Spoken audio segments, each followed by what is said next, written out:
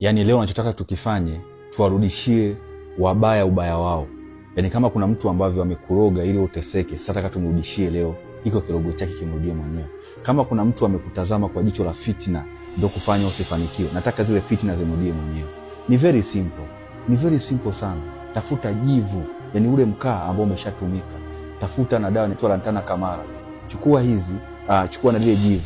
Chukua yale majani ya kahange kwenye lile jivu. Yani andaa moto, chukua lile jivu, chukua na ile dawa lantana kamara, kaangia, vyote viwe unga. Baada ya hapo, toka mlangoni kwako. Nuia kama kuna mtu amenifanyia ubaya ndani ya huu mwaka, na upotea umrudie mwenyewe. Kama kuna mtu amenifanyia hivi, na umrudie yeye mwenyewe. Chochote ambacho amekufanyia kibaya kitamrudia yeye mwenyewe. Fanya hivyo rafiki yangu, utakuja kunishukuru.